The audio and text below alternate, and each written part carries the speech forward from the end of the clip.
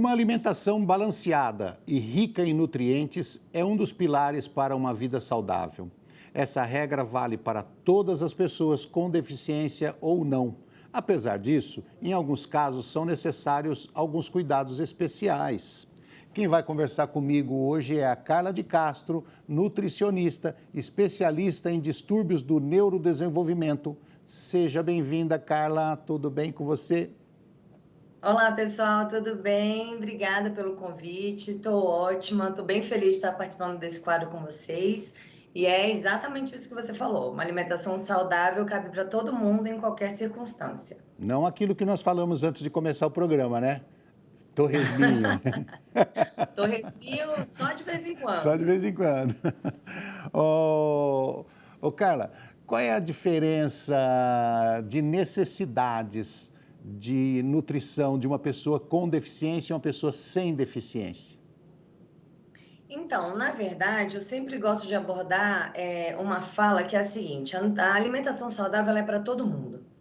Né? Independe se a gente tem uma pessoa com deficiência ou não, ou qual tipo de deficiência, ou qual tipo de distúrbio, todo mundo precisa de uma alimentação saudável. Claro que, a depender de cada circunstância, a gente precisa de um nutriente ou outro, de uma suplementação específica ou outra, mas eu não gosto muito de tratar de uma forma separativa, sabe? Ah, isso é bom para quem é deficiente, isso é bom para autismo, isso é bom para síndrome de Down. A alimentação saudável é a base de tudo. Todo início começa com a alimentação. Eu acho que toda doença, na minha opinião, acredito nisso, que toda doença ela começa no erro alimentar. Então, a primeira coisa que a gente precisa fazer para tratar uma doença, seja ela adquirida ou congênita, uma própria deficiência, a gente precisa cuidar dessa alimentação primeiro, para depois a gente pensar em qualquer outro tipo de intervenção. Eu já ouvi falar até que a base de uma boa saúde começa pelo tratamento dos dentes, né? Sim, com certeza. A gente tem a questão da desbiose oral que vai gerar uma desbiose intestinal, né? O trato gastrointestinal começa na boca até a excreção, que é o ânus. Então, a gente precisa cuidar de tudo. Quando eu tenho uma desbiose oral, uma má mastigação, uma má escovação, uma escovação da língua, proliferação de fungos e bactérias na boca, isso vai refletir também a nível de estômago e de intestino, com certeza. Como é feita uma avaliação nutricional para uma pessoa? Então, existem no mínimo 3 pontos importantes que a gente avalia, né? O recordatório alimentar, saber o que essa pessoa come, qual a qualidade desse alimento, como que ele está sendo preparado. Saúde intestinal é importantíssimo. Quem absorve boa parte, a maioria dos nutrientes é o nosso intestino. Então, o intestino tem que estar saudável para receber esses nutrientes. E, por último, não mais importante, utilizo muito no consultório, são os exames bioquímicos. Então, eu junto a história do paciente com a clínica do paciente mais os exames. Então, juntando todos esses dados, eu consigo identificar necessidades, deficiências e tudo aquilo que precisa ser corrigido nesse paciente. Então, não é um item só, né? A gente precisa fazer uma avaliação muito mais completa. O indivíduo, ele é completo. Eu falo muito sobre medicina integrativa, sobre nutrição funcional. A gente precisa desse olhar mais amplo para esse paciente, para esse indivíduo, né? Você sabe que eu acho, Carla, que a maior parte das pessoas não sabem, e eu sei por acaso também, tá? Que a digestão ela começa na boca, na mastigação e vai até o intestino. Quer dizer, cada parte do seu corpo tira um tipo de vitamina, um tipo de nutriente, cada parte tira. Então, se você não tiver todo esse sistema digestivo a partir da língua, a partir da saliva, da mastigação até o intestino grosso, você deixa de tirar algum tipo de nutriente, algum tipo de coisa importante para a alimentação. Então, tem que estar tudo perfeito. Perfeito, é isso mesmo. Eu costumo dizer que é na boca que a gente começa, o início da digestão é na boca. Na boca eu já produzo a amilase pancreática, a amilase salivar, né? Que é uma enzima que vai degradar o carboidrato. Então a gente começa a fazer essa digestão na boca. E aí eu mastigo, eu tenho a emulsificação desse alimento com a saliva. faço a deglutição desse alimento, ele vai chegar no estômago, produção de ácido clorídrico, ativação de enzima digestiva. Ali eu já começo a clivar algumas vitaminas e minerais. Isso desce para o intestino já totalmente quebrado, né? Totalmente hidrolisado, pelo menos é assim que deveria ser. Quando chega no intestino, esse órgão maravilhoso, perfeito, extremamente importante para a gente, faz a absorção das vitaminas e minerais e excreta aquilo que ele não vai precisar.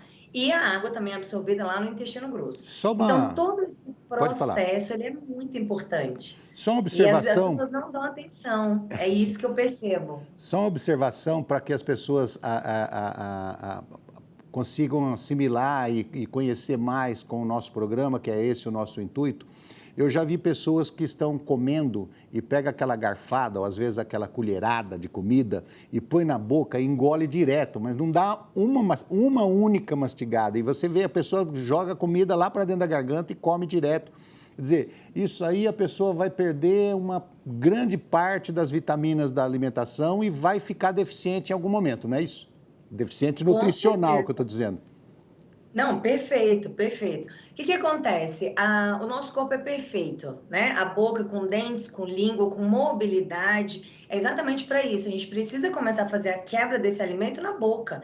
Se eu não mastigo direito, imagina uma boca com dentes, com língua, com saliva, com amilase salivar.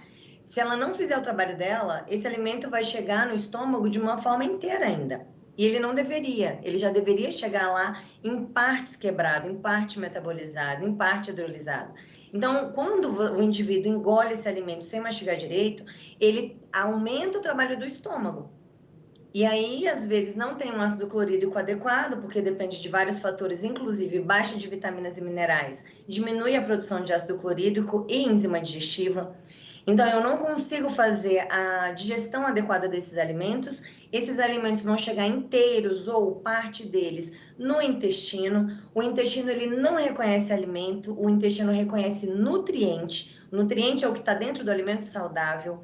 Então, quando ele chega no intestino, ele já tem que chegar totalmente hidrolisado, totalmente quebrado. Se ele chegar em partes maiores, o corpo acaba entendendo que aquilo ali é um patógeno.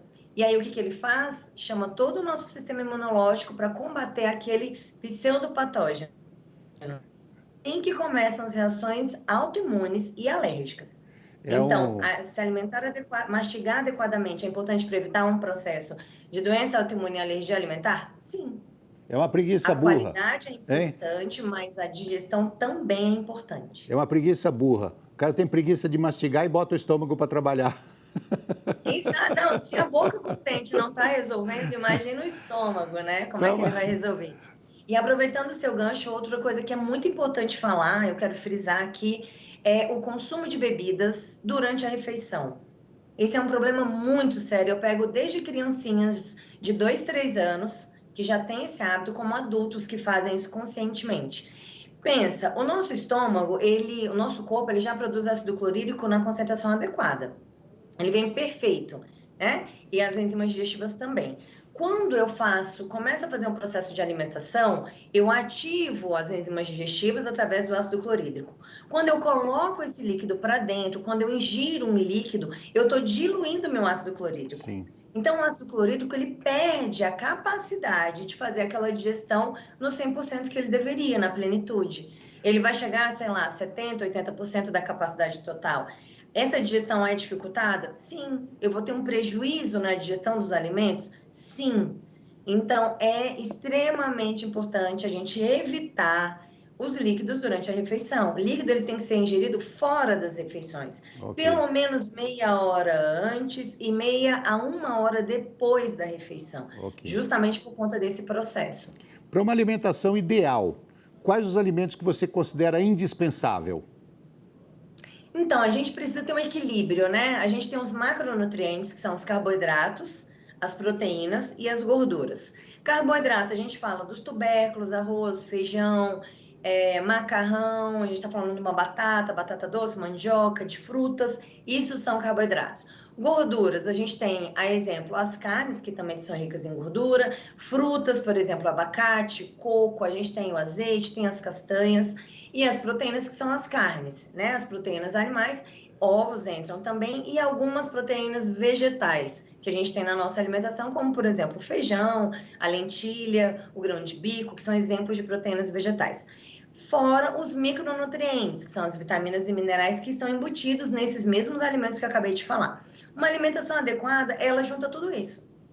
Ela consegue abarcar carboidratos, proteínas, lipídios, vitaminas e minerais. Então, ter cuidado com o tipo de alimento que ingere, com o preparo do alimento, com a origem do alimento. Nós sabemos que o alimento que nós temos na mesa hoje não é o mesmo alimento de 50 anos atrás, que a nossa agricultura já é uma agricultura modernizada, a gente tem uso de muitos agrotóxicos. Ok. Os alimentos são colhidos muito cedo.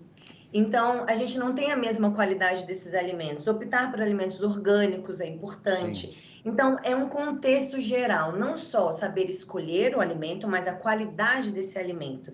Então, uma alimentação rica em todos esses alimentos, que é o básico: arroz, feijão, vegetal, salada, carne, frutas. Isso é extremamente importante e isso já garante para a gente uma boa alimentação. Ô, Carla, no caso de mobilidade reduzida, que é o meu caso, por exemplo, eu sou cadeirante, isso acarreta em alguns problemas.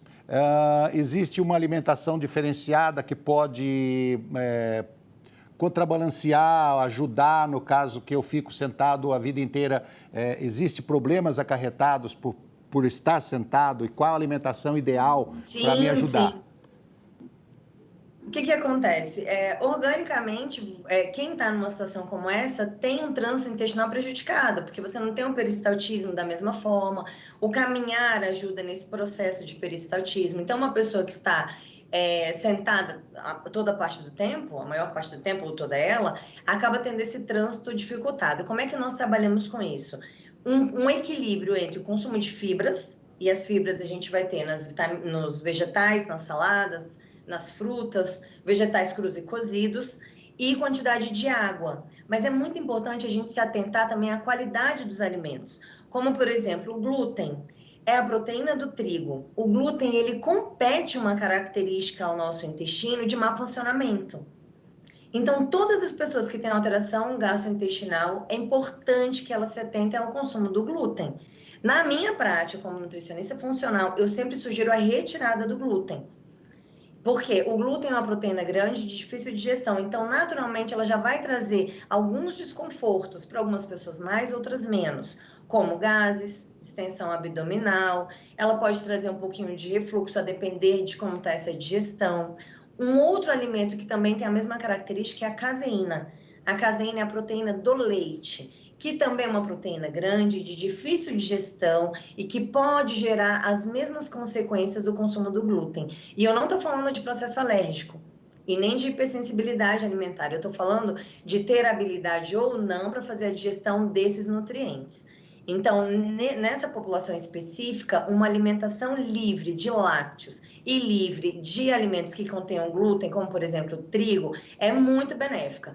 A soja entra também. Hoje eu percebo que o consumo de soja está bem reduzido no Brasil, pelo menos na população que eu atendo, já é um consumo bem menor do que era 10 anos atrás, mas a soja tem a mesma característica, é uma proteína também de difícil digestão, e quando ela não é fermentada, a gente acaba tendo esses prejuízos. Então, é mais ou menos essa linha de orientação e sugestão que eu dou para esses pacientes, além do consumo de água, que é fundamental, né?